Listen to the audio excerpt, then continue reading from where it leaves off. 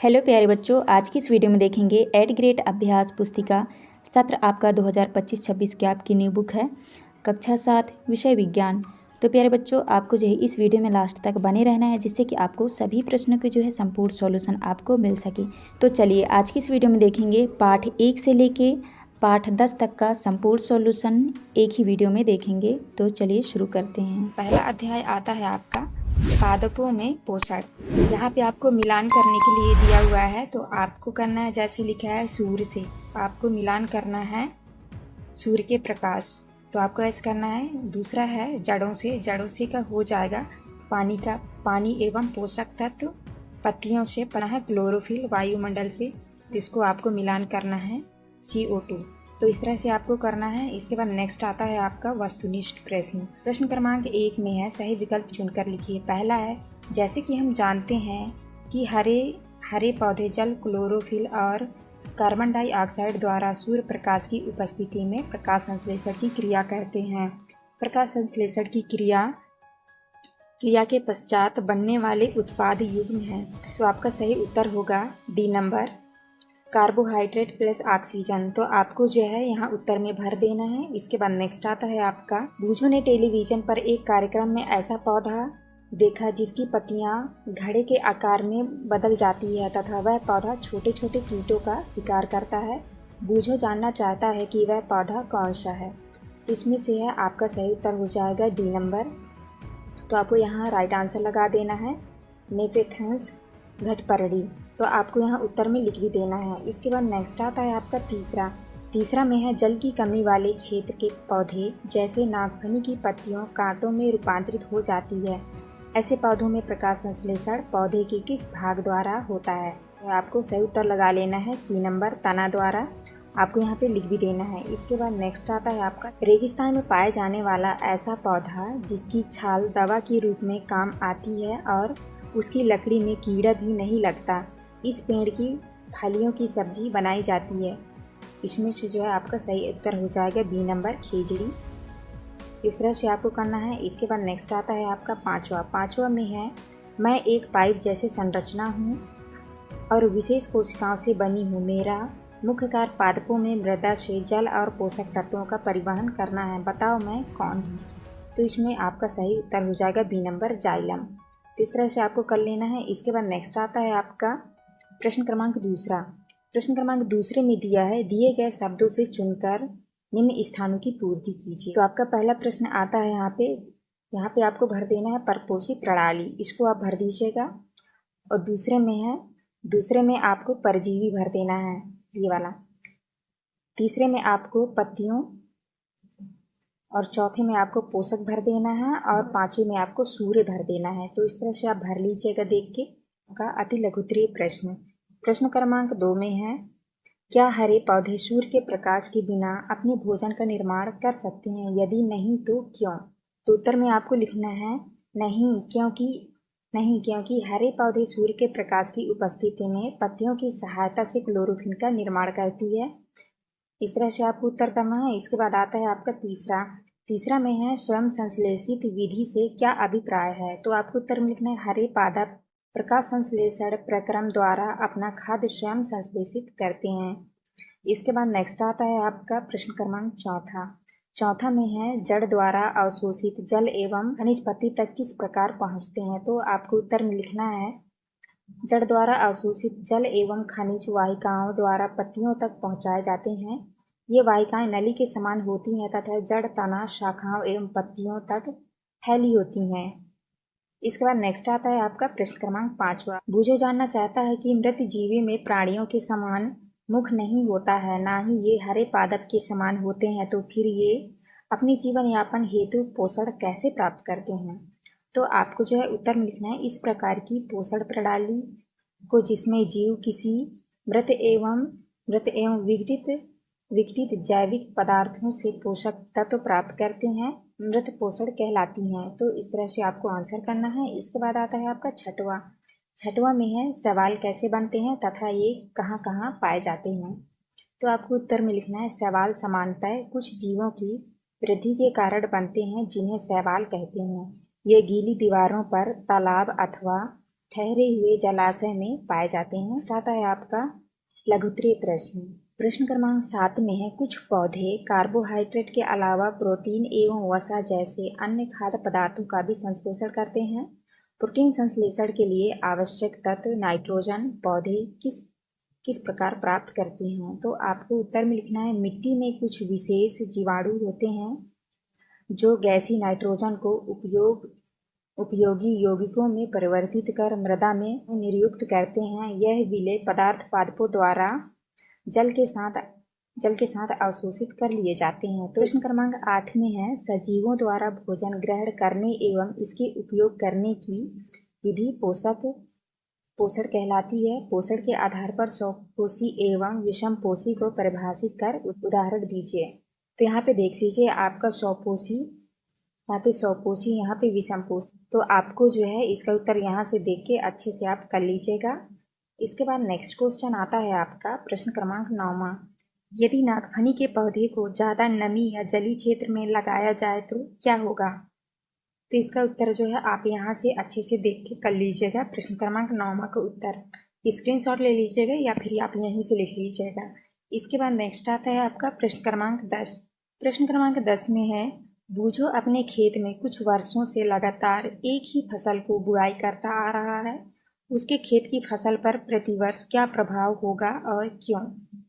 तो आपको जो है उत्तर में यहाँ से देख के कर लेना है। उर्वरक एवं खाद में नाइट्रोजन पोटेशियम फास्फोरस जैसे पोषक तत्व होते हैं। पादपों द्वारा लगातार उपयोग किए जाने के कारण मृदा में उनकी मात्रा धीरे धीरे कम होती जाती है। तो इसलिए मृदा को इन पोषक तत्वों से समृद्ध करने के लिए भूमि में उर्वरक तथा खाद मिलाने की आवश्यकता होती है। इसके बाद नेक्स्ट आता है आपका प्रश्न क्रमांक 11। प्रश्न क्रमांक 11 में दिया है, उपरोक्त दिए गए चित्र को देखकर बताइए कि प्रकाश संश्लेषण की क्रिया किस पत्ती में होगी और क्यों? तो आपको जो है प्रश्न क्रमांक 11 का उत्तर यहाँ से कर लेना है कि आप अच्छे से कर लीजिएगा। इसके बाद नेक्स्ट क्वेश्चन आता है आपका दीर्घ उत्तरीय प्रश्न। प्रश्न क्रमांक 12 में है, राइजोबियम जीवाणु से आप क्या समझते हैं? यदि राइजोबियम जीवाणु नष्ट हो जाए तो मृदा पर क्या प्रभाव पड़ेगा? यहाँ से आप कर लीजिएगा। इसके बाद नेक्स्ट क्वेश्चन आता है आपका प्रश्न क्रमांक 13 में दिया हुआ है, यहाँ पे सूखे ब्रेड का टुकड़ा बंद डिब्बे में, नमीयुक्त ब्रेड खुले डिब्बे में। उपरोक्त क्रियाकलाप के आधार पर बूझो जानना चाहता है कि किस डिब्बे के ब्रेड में रुएं जैसे संरचना ज़्यादा एवं जल्दी दिखेगी और क्यों? तो आपको उत्तर में ये कर लेना है, आप यहाँ से देख के कर लीजिएगा। इसके बाद जो आता है आपका प्रकाश संश्लेषण की क्रिया न होने से मानव जीवन पर क्या प्रभाव पड़ेगा, व्याख्या कीजिए। आप यहाँ से 12 नंबर का उत्तर जो है देख के आप कर लीजिएगा। इसके बाद नेक्स्ट क्वेश्चन आता है प्रश्न क्रमांक 14। प्रश्न क्रमांक 14 में है, घटपर्णी पौधे का रंग हरा होता है तथा प्रकाश संश्लेषण भी करता है, फिर भी ये पोषण के लिए कीटों का भक्षण क्यों करता है, समझाइए। तो आपको जो उत्तर में लिखना है, घटपर्णी पौधे को मृदा से वे सभी पोषक नहीं मिल पाते हैं जिनकी उन्हें आवश्यकता हो, इसीलिए ये पोषण के लिए कीटों का भक्षण करता है। तो इस तरह से आपको जो है उत्तर कर लेना है। इसके बाद नेक्स्ट आता है आपका 12 नंबर में है, घटपर्णी पौधा किस प्रकार कीटों का भक्षण करता है, विस्तार से समझाइए। तो इसका उत्तर जो है आप यहाँ से देख के लिख लीजिएगा अच्छे से। इसके बाद नेक्स्ट क्वेश्चन आता है आपका प्रश्न क्रमांक 15। प्रकाश संश्लेषण दर्शाने के लिए व्यवस्था का नामांकित चित्र बनाइए। तो यहाँ पे आपको जो है चित्र बनाना है, तो देख के जो है अच्छे से कर लीजिएगा। इस तरह से आपको चित्र बनाना है और नाम भी लिखना है। इसके बाद आता है आपका प्रोजेक्ट 1। प्रोजेक्ट 1 में है, विभिन्न प्रकार की न्यूनतम 5 पत्तियाँ एकत्रित कर एक कागज पर चिपकाइए, पत्ती का नाम तथा एक एक उपयोग लिखिए। तो यहाँ पे जो है आपको पत्ती का चित्र बनाना है, पत्ती का नाम लिखना है और पत्ती के उपयोग। तो इस तरह से आपको चित्र बना के जो है उनके उपयोग लिख लेना है। इसके बाद नेक्स्ट आता है आपका प्रोजेक्ट 2। प्रोजेक्ट 2 में है, अपने परिवेश में उपलब्ध कोई 5 फलों के बीज एकत्रित कर कागज पर चिपकाइए। ये बीज किस फल से प्राप्त हुए हैं, उस फल का नाम लिखकर चित्र बनाइए। तो यहाँ पर देख लीजिए, इस तरह से जो है आपको कर लेना है बीज का चित्र। यहाँ पे देख लीजिए, यहाँ पे बीज का चित्र, फल का नाम और यहाँ पे फल का चित्र तो आपको बनाना है। पहला है आम, तो यहाँ पे आपको आम का चित्र बनाना है, पपीता, अनार, सेब, चीकू। तो इस तरह से जो है आपको कर लेना है। तो अध्याय 2 में आपका दिया है प्राणियों में पोषण। तो चलिए वीडियो की स्टार्ट करते हैं। यहाँ पे आपके कुछ निर्देश टाइप दिए हुए हैं, आप इसको पढ़ लीजिएगा। जैसे यहाँ पे लिखा है सहपाठी का नाम प्रोटीन भोजन में शामिल करने के लिए क्या खाया। तो आपको इस तरह से लिख लेना है। पहला प्रश्न आता है आपका वस्तुनिष्ठ प्रश्न। प्रश्न क्रमांक पहले में है, सही विकल्प चुनकर लिखिए। पहला है, कोई व्यक्ति उल्टी दस्त से पीड़ित है तो चिकित्सक उसे क्या लेने की सलाह देंगे। तो जो है आपको उत्तर में लिखना है सी नंबर ORS का घोल। इसके बाद नेक्स्ट आता है आपका दूसरा है, यदि किसी व्यक्ति में पित्त रस उत्पादन में कमी है तो पाचन की कौन सी प्रक्रिया सबसे अधिक प्रभावित होगी। तो आपको उत्तर में करना है बी नंबर रासायनिक पाचन। इसके बाद नेक्स्ट आता है आपका तीसरा में है, छोटी आंत की आंतरिक भित्ति पर पाए जाने वाले दीर्घरोम की संरचना पाचन और अवशोषण में उनके कार्य से कैसे संबंधित है। तो आपको राइट आंसर करना है ए नंबर, बढ़ा हुआ सतह क्षेत्र पोषक तत्वों के अवशोषण को बढ़ाता है। आपका चौथा में है, क्रमाकुंजन पाचन में किस प्रकार सहायता करता है। तो आपका सही उत्तर हो जाएगा डी नंबर, यह मांसपेशियों के संकुचन के माध्यम से भोजन को पाचन तंत्र में ले जाने में मदद करता है। तो आपको जो है यहाँ पे लिख भी लेना है। इसके बाद आता है आपका पांचवा, क्षुद्रांत पाचन और अवशोषण के लिए एक महत्वपूर्ण स्थल माना जाता है क्योंकि। तो आपका राइट आंसर हो जाएगा बी नंबर, यह वह जगह है जहां भोजन पोषक तत्वों में से टूट जाता है और रक्त प्रवाह में अवशोषित हो जाता है। आपको यहाँ पे लिख लेना है। इसके बाद नेक्स्ट आता है आपका दूसरा, रिक्त स्थानों की पूर्ति कीजिए। तो आपको पहले में भरना है, तो आप यहाँ पे भर दीजिएगा पाचन, यहाँ पे आपको भरना है स्टारफिश, और यहाँ पे आपको भरना है अंतःग्रहण, और यहाँ पे स्वाद कलिकाएं पे आपको भरना है हाइड्रोक्लोरिक अम्ल। तो इस तरह से आपको भर लेना है। इसके बाद नेक्स्ट आता है आपका अति लघुत्तरीय प्रश्न क्रमांक 2 में है, मानव पोषण के विभिन्न चरणों को सही क्रम में क्रमबद्ध कीजिए। तो आपको जो है उत्तर में इस तरह से लिख लेना है। पहले में है अंतःग्रहण, पाचन, अवशोषण, स्वांगीकरण, निष्कासन। तो इस तरह से आपको लिख लेना है।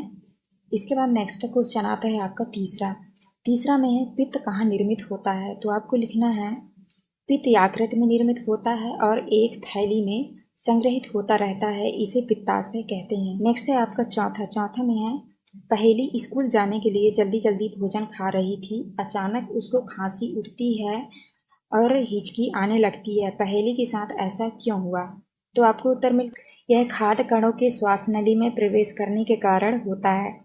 इसके बाद नेक्स्ट आता है आपका पांचवा में है पांचवा है आपका, भोजन हमारे लिए क्यों आवश्यक है। तो आपको उत्तर में लिखना है, सभी जीवों को वृद्धि करने, शरीर को स्वस्थ एवं गतिशील बनाए रखने के लिए भोजन की आवश्यकता होती है। छठवें में है, रोटी के टुकड़े को जब आप मुंह से चबाते हैं तो वह कुछ समय बाद मीठी लगने लगती है, क्यों। तो आपको उत्तर में लिखना है, रोटी चबाते समय लार स्टार्च को माल्टेज में बदल देती है और इसलिए रोटी मीठी लगने लगती है। इसके बाद नेक्स्ट आता है आपका लघुत्तरीय प्रश्न क्रमांक 7 में है, बूझो जानना चाहता है कि क्या आप घास खाने वाले जानवर एवं मनुष्यों में भोजन का पाचन समान रूप से होता है, यदि कुछ विभिन्न है तो उसका विवरण लिखिए। तो आपको जो उत्तर में लिखना है, भोजन के पाचन का आधारभूत प्रक्रम सभी प्राणियों में समान है, जिसमें खाद्य पदार्थों, सरल पदार्थों एवं परिवर्तित होता है एवं ऊर्जा मुक्त होती है। तो इस तरह से आपको करना है। इसके बाद नेक्स्ट क्वेश्चन आता है आपका 8वां। प्रश्न क्रमांक 8 में दिया है, मानव पाचन तंत्र के आमाशय में पाए जाने वाला हाइड्रोक्लोरिक अम्ल की पाचन क्रिया में क्या भूमिका है, समझाइए। तो आपको उत्तर में लिखना है, आमाशय की आंतरिक सतह हाइड्रोक्लोरिक अम्ल तथा पाचक रस स्रावित करता है। हाइड्रोक्लोरिक अम्ल अनेक ऐसे जीवाणुओं को नष्ट करता है जो भोजन के साथ वहां तक पहुंच जाते हैं। इसके बाद नेक्स्ट आता है आपका प्रश्न क्रमांक 9वां। प्रश्न क्रमांक 9 में है, दीर्घरोम क्या है, यह कहाँ पाए जाते हैं एवं इनके कार्य लिखिए। तो आपको उत्तर में लिखना है, दीर्घरोम क्षुद्रांश की आंतरिक भित्ति पर उंगली के समान उभरी हुई संरचनाएं होती है, जिन्हें दीर्घरोम अथवा रसांकुर कहते हैं। कार्य है दीर्घरोम पचे हुए भोजन के अवशोषण हेतु तल क्षेत्र बढ़ा देते हैं। तो इस तरह से आपको करना है। इसके बाद नेक्स्ट क्वेश्चन आता है आपका 10वां। 10 में है यदि मनुष्य के रदनक दांत ना हो तो क्या होगा। तो आपको उत्तर में लिखना है यदि मनुष्य में रदनक दांत ना हो तो भोजन को चीरने एवं पकड़ने में समस्या होगी। यह दांत भोजन को पकड़ने एवं चीरने का कार्य करता है।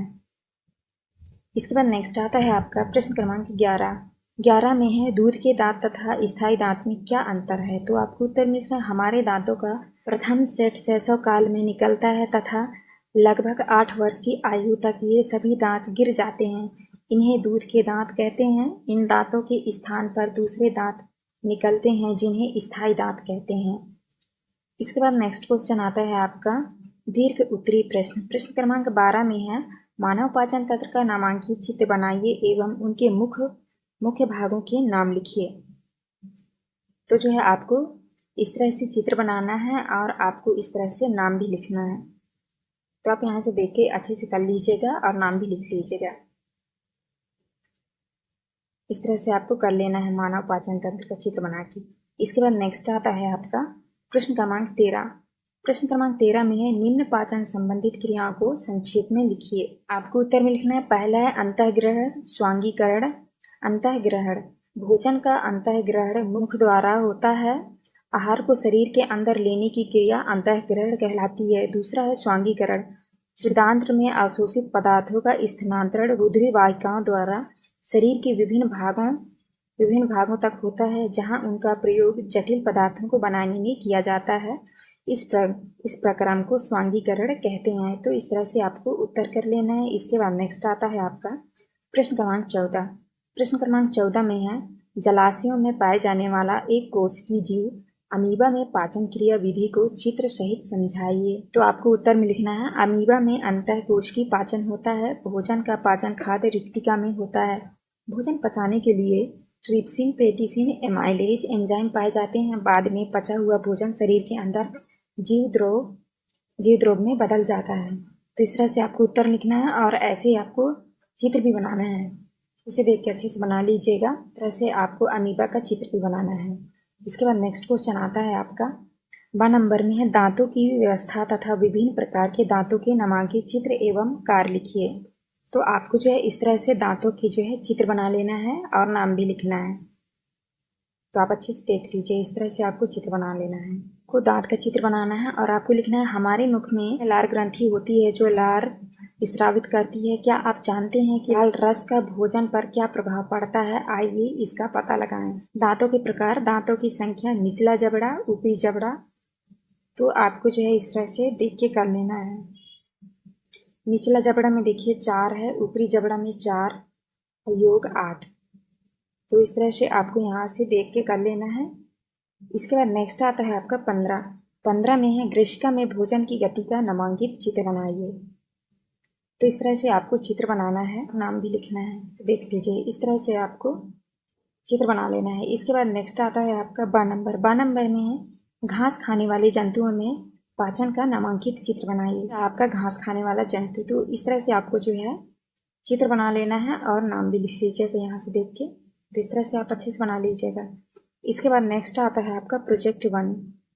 प्रोजेक्ट 1 में है प्राणायाम क्यों आवश्यक है। तो धूम्रपान की आदत को रोकने के लिए दिए गए स्थान पर एक पोस्टर का निर्माण कीजिए एवं धूम्रपान रोकने हेतु एक नारा लिखिए। तो आपको जो है उत्तर में लिखना है प्राणायाम के करने से स्थिर मन और दृढ़ इच्छा शक्ति प्राप्त होती है, अतः प्राणायाम आवश्यक है। और इस तरह से आपको एक पोस्टर भी बनाना है। यहाँ पे आपको नाम भी लिखना है धूम्रपान स्वास्थ्य के लिए हानिकारक होता है, नारा लिखना है और कृपया इसका सेवन ना करें। तो इस तरह से आपको पोस्टर भी बनाना है। इसके बाद नेक्स्ट आता है आपका प्रोजेक्ट 2। प्रोजेक्ट 2 में है जीवन रक्षक घोल कैसे बनाया जाता है तथा उसके उपयोग लिखिए। तो आपको लिखना है बनाने की विधि और उपयोग। आप यहाँ से देख के आप अच्छे से कर लीजिएगा।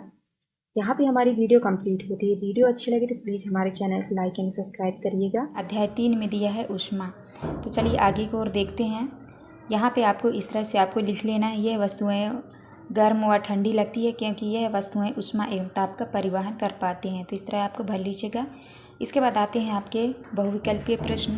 तो प्रश्न क्रमांक पहले का आपको उत्तर में करना है पानी से बर्फ के टुकड़े की ओर। इसके बाद नेक्स्ट क्वेश्चन आता है आपका दूसरा, तो दूसरे का उत्तर होगा आपका भेड़ और खरगोश, तो आपका ये सही उत्तर हो जाएगा। इसके बाद नेक्स्ट आता है आपका प्रश्न क्रमांक 3 का उत्तर होगा आपका बर्फ़ की गोली को जूट के कपड़े से लपेट कर रखना। इसके बाद आता है आपका प्रश्न क्रमांक चौथे के उत्तर में करना है आपको धातु लकड़ी की अपेक्षा ऊष्मा की अच्छी चालक है। नेक्स्ट है आपका पाँचवा के उत्तर होगा आपका समुद्र की ओर आने वाली वायु को। नेक्स्ट है आपका चौथा का उत्तर होगा आपका 35 डिग्री सेल्सियस से 42 डिग्री सेल्सियस तक। इसके बाद आता है आपका छठवें का आपका उत्तर होगा 37 डिग्री सेल्सियस। तो आपको इस तरह करना है। इसके बाद आते हैं आपके रिक्त स्थानों वाले प्रश्न। तो पहले में भरना है आपको ठंडी, दूसरे में भरना है आपको कुचालक। इसके बाद नेक्स्ट आता है आपका तीसरे में भरना है आपको गर्म, और चौथे में भरना है आपको समुद्री समीर, और पाँचवें में भरना है आपको विकिरण। तो आप इस तरह कर लीजिएगा। इसके बाद आता है आपका अति लघुत्तरीय प्रश्न क्रमांक दूसरे के उत्तर में करना है आपको ऐसे पदार्थ जो ऊष्मा का स्थानांतरण नहीं करते उन्हें ऊष्मारोधी कहते हैं। उदाहरण है रबर, लकड़ी, प्लास्टिक। इसके बाद नेक्स्ट क्वेश्चन आता है आपका तीसरा। तो तीसरे में आपको उत्तर में करना है, यहाँ पे संख्या लिखना है आपको ऊष्मा की कुचालक। तो चालक में लिखना है आपको लोहा, तांबा, एल्यूमिनियम, चांदी। कुचालक में लिखना है प्लास्टिक, लकड़ी, रबर, ऊनी कपड़े। इसके बाद आते हैं आपके प्रश्न क्रमांक चौथे के उत्तर में आपको करना है हाँ, पारे की जगह अल्कोहल या डिजिटल सेंसर का उपयोग किया जा सकता है क्योंकि पारा जहरीला और पर्यावरण के लिए हानिकारक होता है। इसके बाद आता है आपका नेक्स्ट के प्रश्न क्रमांक 5 का उत्तर में करना है डॉक्टरी थर्मामीटर से बर्फ़ का तापमान नहीं मापा जा सकता क्योंकि इसकी रेंज 35 डिग्री सेल्सियस से 42 डिग्री सेल्सियस होती है, जबकि बर्फ़ का तापमान 0 डिग्री सेल्सियस होता है। इसके बाद आता है आपका प्रश्न क्रमांक 6 के उत्तर में करना है आपको सर्दियों में ऊनी वस्त्र की जगह टेरिकॉट पहनने पर ठंडी अधिक लगेगी क्योंकि टेरिकॉट गर्मी को अच्छी तरह से नहीं रोकता है। इसके बाद आता है आपका लघुत्तरीय प्रश्न क्रमांक 7 के उत्तर में आपको करना है जब कागज़ के प्याले में पानी गर्म किया जाता है तो ऊष्मा चालन द्वारा पानी में चली जाती है, जिससे कागज़ का तापमान ज्वलन ताप तक नहीं पहुंचता और कागज़ नहीं जलता। इसके बाद आता है आपका प्रश्न क्रमांक 8। तो आपको प्रश्न क्रमांक 8 के उत्तर में करना है काले रंग का कपड़ा जल्दी सूख जाएगा क्योंकि गहरे रंग के वस्त्र अधिक ऊष्मा अवशोषित करते हैं, जबकि हल्के रंग के कपड़े जैसे कि सफ़ेद ऊष्मा का कम अवशोषण करते हैं, उसे परावर्तित कर देते हैं। इसके बाद नेक्स्ट क्वेश्चन आता है आपका प्रश्न क्रमांक 9 के उत्तर में करना है गर्म दूध का ताप मापने के लिए डॉक्टर थर्मामीटर का उपयोग नहीं किया जा सकता क्योंकि यह केवल 35 डिग्री सेल्सियस से 42 डिग्री सेल्सियस तक का तापमान मापता है, जो शरीर के तापमान के लिए उपयुक्त है। गर्म दूध का तापमान इससे अधिक हो सकता है और थर्मामीटर में पारा फट सकता है। तो आपको इस तरह करना है। इसके बाद नेक्स्ट क्वेश्चन आता है आपका प्रश्न क्रमांक 10।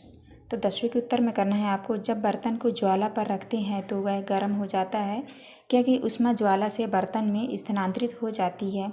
लकड़ी का हैंडल ऊष्मा का कुचालक होने के कारण गर्म नहीं होता, इसीलिए हमें हैंडल पकड़ने पर गर्म नहीं लगता है। हैंडल हटाने पर बर्तन पकड़ने पर गर्म लगता है। इसके बाद आता है आपका प्रश्न क्रमांक 11 के उत्तर में करना है आपको चालन किसी पिंड के अंदर सूक्ष्म विसरण तथा कणों के टक्कर के कारण जो ऊष्मा का अंतरण होता है उसे ऊष्मा चालन कहते हैं। उदाहरण है लोहा। दूसरा है संवहन में लिखना है अधिक गर्म पिंड से किसी अधिक ठंडे पिंड में ऊष्मा के पारगमन को ऊष्मा का संवहन कहते हैं। इसके बाद नेक्स्ट क्वेश्चन आता है आपका दीर्घ उत्तरीय प्रश्न क्रमांक 12 के उत्तर में आपको करना है एक के ऊपर एक जुड़े 2 पतले कंबलों का चुनाव करेंगे क्योंकि इन दोनों कंबलों के बीच में वायु की एक परत भी विद्यमान है। चूँकि वायु ऊष्मा की कुचालक होती है, इसलिए यह अधिक ऊष्मा बनाई रखती है और कंबल को गर्म रखती है। इसके बाद नेक्स्ट आता है आपका 12 नंबर के उत्तर में करना है आपको हाँ, ऐसे भवन बनाना संभव है जो बाहर की गर्मी और ठंड से कम प्रभावित होती है। इसके लिए खोखली ईंटों का उपयोग किया जा सकता है जिनमें हवा की परतें होती हैं। ये ईंटें दीवार की मोटाई और इमारत का वजन कम करती हैं, जिससे अंदर अधिक जगह मिलती है और इमारत ठंडी रहती है। इसके बाद नेक्स्ट क्वेश्चन आता है आपका प्रश्न क्रमांक 13। प्रश्न क्रमांक 13 के आ का उत्तर आपको लिखना है। निम्नलिखित सावधानियां रखनी चाहिए। थर्मामीटर को उपयोग से पहले और बाद में धोना चाहिए। उपयोग से पहले थर्मामीटर का ताप 35 डिग्री सेल्सियस से भी नीचे होना चाहिए। थर्मामीटर को पढ़ते समय पारे का तल दृष्टि रेखा की सीधे में होना चाहिए। थर्मामीटर उपयोग के लिए बल्ब नहीं पकड़ना चाहिए। इसके बाद नेक्स्ट आता है आपका 12 नंबर। तो 12 नंबर के उत्तर में करना है आपको। डॉक्टरी थर्मामीटर में एक लंबी कांच की नली होती है जिसमें पारा भरा बल्ब होता है। नली में पारे की पतली धारी दिखती है। यह थर्मामीटर 35 डिग्री सेल्सियस से 42 डिग्री सेल्सियस तक के ताप मापता है। तो देख लीजिए इस तरह से यहाँ पे थर्मामीटर बना है, तो आपको इस तरह से चित्र भी बना लेना है। इसके बाद नेक्स्ट क्वेश्चन आता है आपका प्रश्न क्रमांक 14। तो प्रश्न क्रमांक 14 के उत्तर में करना है आपको। समुद्र समीर की ओर से स्थल भाग की ओर चलने वाली वायु समुद्र समीर कहलाती है। दूसरा है थल समीर। स्थल भाग से समुद्र की ओर चलने वाली वायु थल समीर कहलाती है। तो आपको इस तरह करना है और इस तरह से आपको चित्र बना लेना है। तो आप यहाँ से देख के कर लीजिएगा। थल समीर और स्थल समीर की इस तरह से आपको चित्र भी बना लेना है। इसके बाद नेक्स्ट आता है आपका प्रश्न क्रमांक 15। 15 में है डॉक्टरी थर्मामीटर एवं प्रयोगशाला थर्मामीटर में अंतर लिखिए।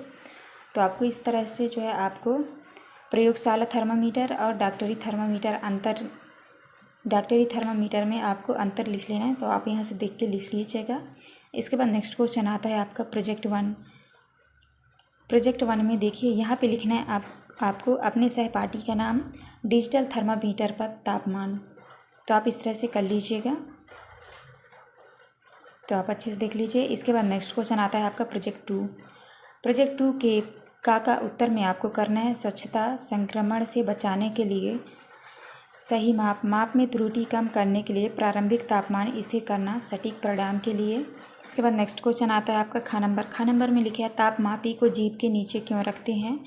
तो आपको खा का उत्तर यहाँ से देख के आपको कर लेना है। इसके बाद नेक्स्ट आता है आपका गा नंबर में है। तो गा नंबर के उत्तर में करना है आपको हाँ शरीर के कंधे के नीचे भी रखते हैं। इसके बाद घा नंबर के उत्तर में करना है आपको शरीर के विभिन्न भागों का ताप भिन्न अलग अलग होता है। तो आपको इस तरह से करना है। यहाँ पे हमारी वीडियो कंप्लीट होती है। अध्याय 4 में है अमल, क्षारक और लवण। तो यहाँ पे देख लीजिए इस तरह से आपको भर लेना है। तो आप इस तरह से देख के भर लीजिएगा। आगे की ओर चलते हैं तो आप इनको देख के अच्छे से भर लीजिएगा। इसके बाद नेक्स्ट आता है आपका सही विकल्प चुनकर लिखिए। पहला क्वेश्चन है, पहले क्वेश्चन का आपका सही उत्तर होगा फार्मिक अम्ल। दूसरे का सही उत्तर होगा आपका अम्लीय। इसके बाद नेक्स्ट क्वेश्चन आता है आपका तीसरा होगा प्रति अम्ल। इसके बाद नेक्स्ट क्वेश्चन आता है आपका चौथा का उत्तर होगा गहरा गुलाबी।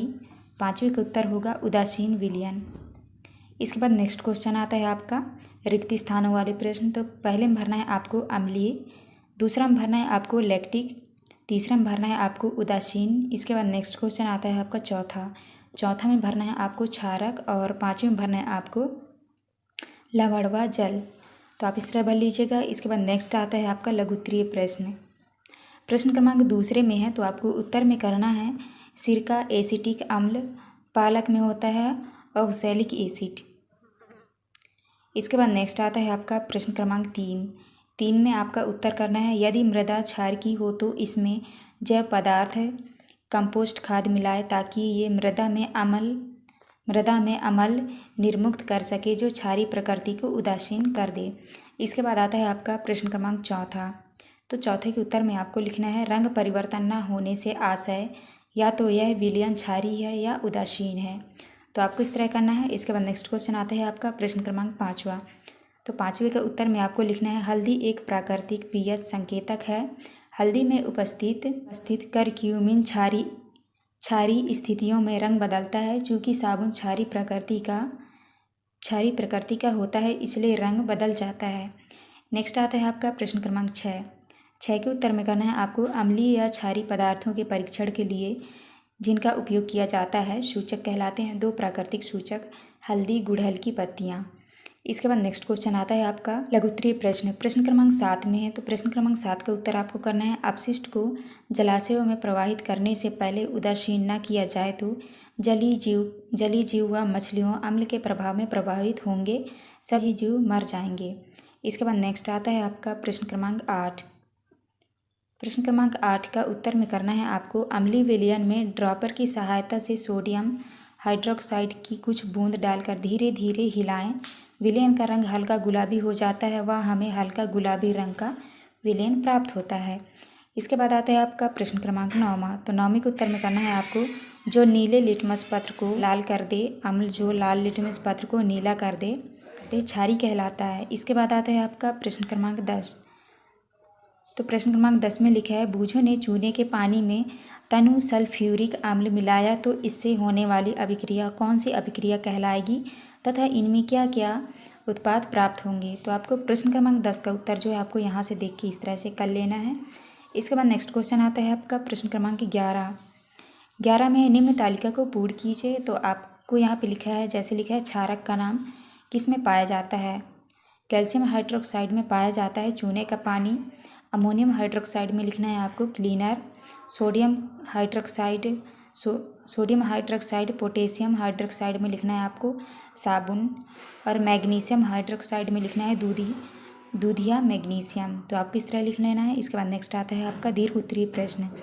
प्रश्न क्रमांक 12 में है, अम्लीय वर्षा से आप क्या समझते हैं, यह किस कारण होती है, इसके हानिकारक प्रभाव लिखिए। तो आपको प्रश्न क्रमांक 12 का उत्तर आपको यहाँ से देख के कर लेना है, आप इस तरह कर लीजिएगा। नेक्स्ट आता है आपका प्रश्न क्रमांक 13।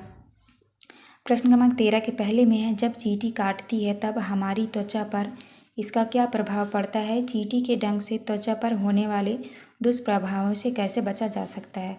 तो आपको प्रश्न क्रमांक 13 का उत्तर आपको यहाँ से कर लेना है, तो आप इस तरह लिख लीजिएगा।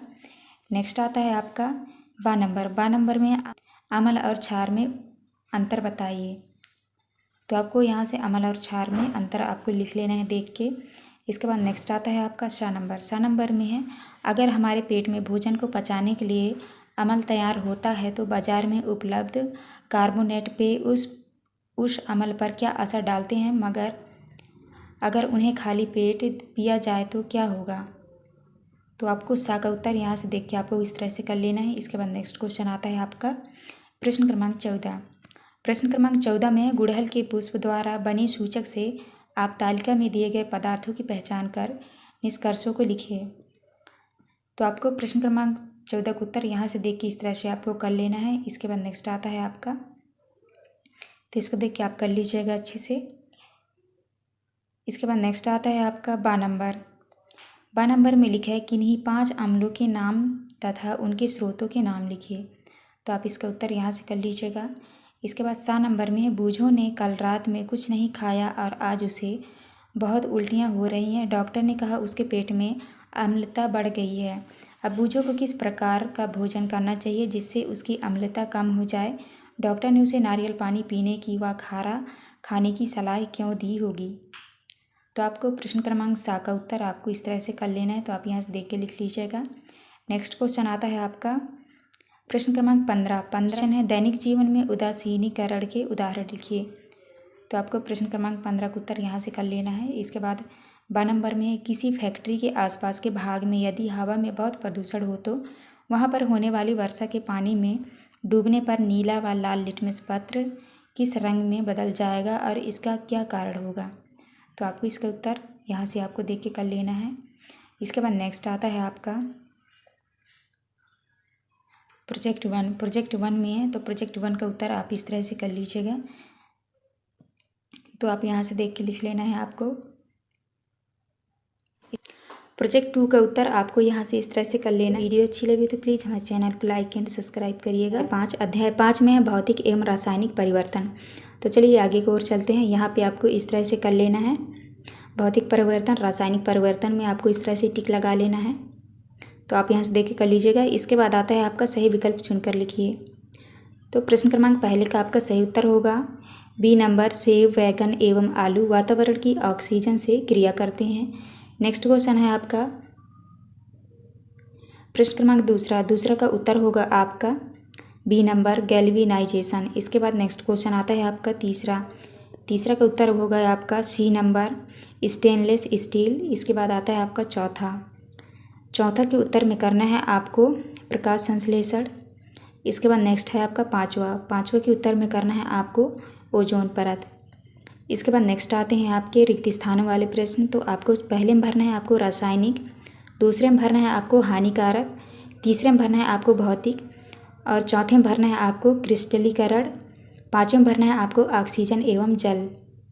तो आप इस तरह भर लीजिएगा। इसके बाद नेक्स्ट क्वेश्चन आता है आपका अति लघुत्तरीय प्रश्न। प्रश्न क्रमांक दूसरे के उत्तर में आपको करना है चमकदार श्वेतलय के साथ मैग्नीशियम रिबन का दहन होता है, मैग्नीशियम ऑक्साइड पदार्थ बनाता है। इसके बाद आता है आपका प्रश्न क्रमांक तीसरा। तीसरे के उत्तर में करना है हम पीवीसी पाइप का उपयोग करेंगे क्योंकि यह पानी में रसायन नहीं छोड़ता है और रोगजनकों का जोखिम कम होता है। इसके बाद नेक्स्ट क्वेश्चन आता है आपका प्रश्न क्रमांक चौथा। तो चौथे के उत्तर में करना है आपको कार्बन डाइऑक्साइड की मौजूदगी के कारण दूधिया हो जाता है, किस क्रिया से रासायनिक परिवर्तन हुआ है। इसके बाद आते हैं आपके प्रश्न क्रमांक पाँचवा। प्रश्न क्रमांक 5 के उत्तर में करना है आपको फलों का पकना एवं रासायनिक परिवर्तन है क्योंकि इसमें शर्करा का निर्माण, रंग परिवर्तन, गंध और स्वाद में बदलाव और कोशिकाओं का विघटन जैसे रासायनिक प्रतिक्रियाएं शामिल होती हैं। इसके बाद नेक्स्ट क्वेश्चन आता है आपका प्रश्न क्रमांक 6। तो आपको प्रश्न क्रमांक 6 के उत्तर में करना है पानी के उबलने पर भाप में बदलना एक भौतिक परिवर्तन है। नेक्स्ट आता है आपका लघुत्तरीय प्रश्न। तो प्रश्न क्रमांक 7 में है। तो आपको प्रश्न क्रमांक 7 के उत्तर में करना है यह रासायनिक परिवर्तन है क्योंकि इस क्रिया में राख बनती है जो एक नया यौगिक है और इस क्रिया के दौरान कार्बन के ऑक्साइड भी निकलते हैं। रासायनिक परिवर्तन की परिभाषा से हम जानते हैं कि रासायनिक परिवर्तन के दौरान एक नया पदार्थ अवश्य बनता है। इसके बाद आता है आपका प्रश्न क्रमांक 8। तो आपको 8 के उत्तर में करना है भौतिक परिवर्तन प्रतिवर्ती होते हैं और कोई नया उत्पाद नहीं बनाते हैं, जबकि रासायनिक परिवर्तन अपरिवर्तनीय होते हैं और नए उत्पाद बनाते हैं। इसके बाद आता है आपका प्रश्न क्रमांक 9वां। 9वें के उत्तर में करना है आपको क्योंकि लोहा कॉपर की तुलना में ज़्यादा अभिक्रियाशील होता है और कॉपर सल्फेट के विलयन से कॉपर को विस्थापित कर देता है। इसके बाद आता है आपका प्रश्न क्रमांक 10। तो प्रश्न क्रमांक 10 में लिखा है रासायनिक परिवर्तन में उत्पाद बनने के अतिरिक्त और कौन कौन सी घटनाएं हो सकती हैं, लिखिए। तो आपको प्रश्न क्रमांक 10 का उत्तर आपको यहाँ से देख के कर लेना है, तो आप इस तरह से कर लीजिएगा। नेक्स्ट आता है आपका प्रश्न क्रमांक 11। 11 में है मैग्नीशियम के फीते को जलाने पर अवशेष के रूप में श्वेत भस्म पाउडर प्राप्त होती है, यह किस प्रकार का परिवर्तन है, स्पष्ट कीजिए। तो आपको प्रश्न क्रमांक 11 का उत्तर इस तरह से आपको लिख लेना है, तो आप कर लीजिएगा। इसके बाद नेक्स्ट क्वेश्चन आता है आपका दीर्घ उत्तरीय प्रश्न। प्रश्न क्रमांक 12 के आ में है लोहे में जंग लगने के लिए आवश्यक परिस्थितियां क्या है, रासायनिक समीकरण द्वारा जंग लगने की क्रिया को स्पष्ट करें। तो आपको प्रश्न क्रमांक 12 का उत्तर आपको इस तरह से देख के लिख लेना है, तो आप यहाँ से कर लीजिएगा। इसके बाद नेक्स्ट क्वेश्चन आता है आपका 12 नंबर। 12 नंबर में लिखा है रेगिस्तानी क्षेत्रों की अपेक्षा समुद्र तटीय क्षेत्रों में लोहे की वस्तुओं में जंग अधिक क्यों लगती है, समझाइए। तो आपको बा का उत्तर यहाँ से कर लेना है आपको, तो आप इस तरह से कर लीजिएगा। इसके बाद नेक्स्ट क्वेश्चन आता है आपका प्रश्न क्रमांक 13। प्रश्न क्रमांक 13 में है किसी पदार्थ के शुद्ध क्रिस्टल उनके विलयन से प्राप्त करने की कौन सी विधि है, कॉपर सल्फेट के विलयन कैसे बनते हैं, समझाइए। तो आपको प्रश्न क्रमांक 13 का उत्तर इस तरह से आपको कर लेना है, तो आप देख के कर लीजिएगा। नेक्स्ट है आपका प्रश्न क्रमांक 14। 14 में है लोहे को जंग से बचाने के लिए किए जाने वाले उपायों को लिखिए। तो आपको प्रश्न क्रमांक 14 का उत्तर इस तरह से आपको लिख लेना है, आप यहाँ से देख के कर लीजिएगा। इसके बाद नेक्स्ट क्वेश्चन आता है आपका, नेक्स्ट है आपका प्रोजेक्ट 1। प्रोजेक्ट 1 में है अपने आसपास होने वाले कोई 10 परिवर्तनों की सूची बनाते हुए उन्हें भौतिक तथा रासायनिक परिवर्तनों में वर्गीकृत कीजिए तथा होने वाले परिवर्तन का कारण स्पष्ट कीजिए। तो आपको इस तरह से इसका उत्तर करना है परिवर्तनों के नाम, भौतिक, रासायनिक और परिवर्तन के कारण। तो आप यहाँ से देख के कर लीजिएगा, इस तरह से आपको लिखना है। इसके बाद आता है आपका प्रोजेक्ट 2। प्रोजेक्ट 2 में है शक्कर के पानी से शक्कर कैसे निकालोगे, प्रक्रिया का चित्र सहित वर्णन करें। तो आपको इस तरह से करना है, यहाँ पे देख लीजिए, और आपको इस तरह से चित्र बना लेना है, तो आप यहाँ से देख के कर लीजिएगा। क्वेश्चन यहाँ पे हमारी वीडियो कंप्लीट होती है। वीडियो अच्छी लगी हो तो प्लीज़ हमारे चैनल को लाइक एंड सब्सक्राइब करिएगा। आज के वीडियो में देखने वाले हैं अध्याय 6। अध्याय 6 में दिया है जीवों में श्वसन। तो चलिए वीडियो की ओर चलते हैं। तो यहाँ पे आपको जैसे लिखा है आओ बच्चे नीचे दी गई टेबल का अवलोकन करें। तो आपको यहाँ पे देख के इस तरह से आपको भर लेना है। जैसे जैसे भरा है आप अपने बुक में भर लीजिएगा। तो इस तरह से आपको भर लेना है बुक में। इसके बाद आता है आपका बहुविकल्पीय प्रश्न। प्रश्न क्रमांक पहले के आपका सही उत्तर होगा सी नंबर, पौधों की जड़ों को श्वसन की क्रिया के लिए पर्याप्त ऑक्सीजन न मिलने के कारण। इसके बाद आपका दूसरा आता है प्रश्न क्रमांक दूसरे का सही उत्तर होगा ऑक्सीजन। इसके बाद नेक्स्ट आता है आपका तीसरा क्वेश्चन है। तीसरे क्वेश्चन का उत्तर होगा आपका सी नंबर, विशेष रक्त वाहिकाओं के माध्यम से। इसके बाद आता है आपका प्रश्न क्रमांक चौथा। तो चौथे का सही उत्तर होगा आपका सी नंबर, हृदय गति में कमी होना। पाँचवें का उत्तर में आपको करना है बी नंबर, मनुष्य व फेफड़े तथा मछली व गिल्स। तो आपको इस तरह करना है, बी नंबर आपका राइट आंसर होगा। इसके बाद नेक्स्ट क्वेश्चन आते हैं आपके रिक्त स्थानों वाले। तो पहले में भरना है आपको वायवी, और दूसरे में भरना है आपको श्वसन दर, तीसरे में भरना है आपको ऊर्जा, और चौथे में भरना है आपको डायफ्राम, और पाँचवें में भरना है आपको त्वचा। तो आप इस तरह खाली स्थान भर लीजिएगा। इसके बाद नेक्स्ट आता है आपका अति लघुत्तरीय प्रश्न। प्रश्न क्रमांक तीसरे में दिया है मानव शरीर अधिक ऊंचाई पर ऑक्सीजन के स्तर में कमी की पूर्ति कैसे करता है। तो आपको प्रश्न क्रमांक 3 का उत्तर आपको यहाँ से देख के इस तरह से आपको लिख लेना है। तो आप कर लीजिएगा। इसके बाद नेक्स्ट आता है आपका चौथा। प्रश्न क्रमांक चौथे में है, क्या पौधों की जड़ें मिट्टी में दबे होने के बाद भी ऑक्सीजन ग्रहण करती हैं, यदि हाँ तो कैसे।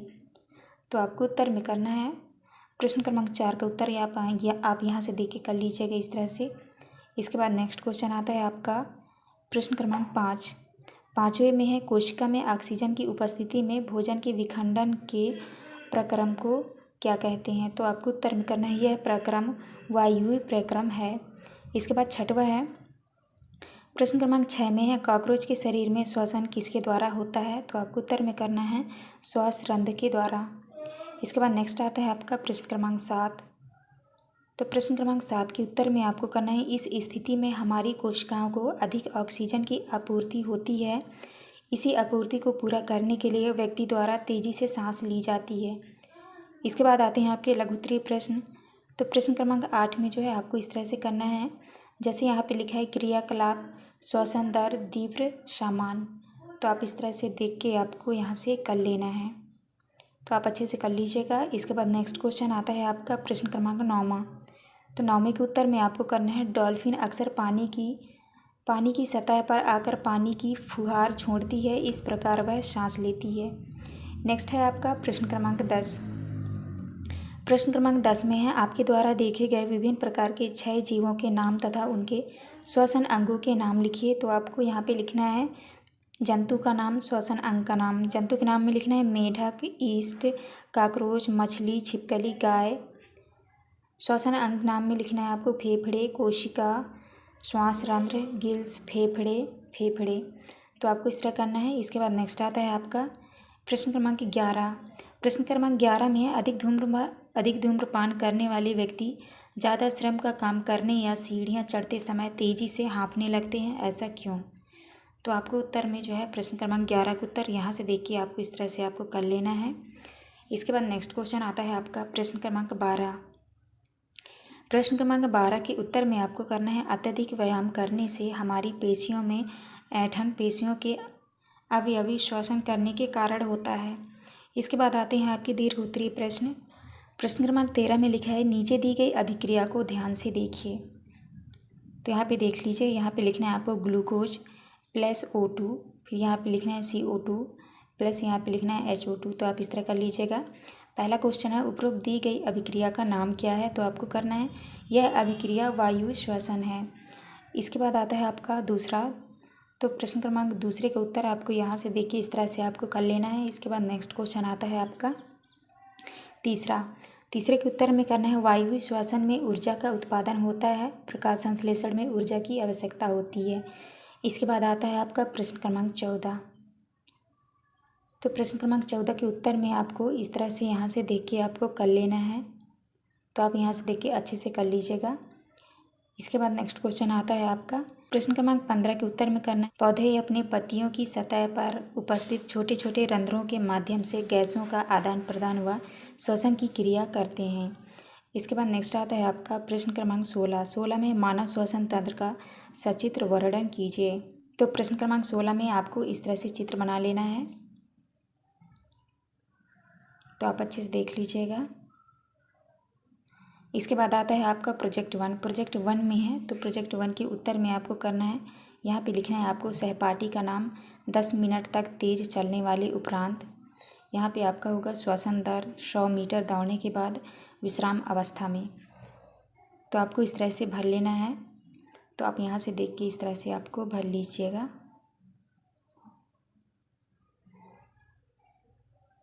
तो आप इस तरह से अपनी बुक में भर लीजिएगा। इसके बाद नेक्स्ट आता है आपका प्रोजेक्ट 2 में है दिए गए बच्चे दिए गए स्थान पर धूम्रपान को रोकने के लिए एक पोस्टर बनाइए एवं धूम्रपान को रोकने हेतु एक स्लोगन लिखिए।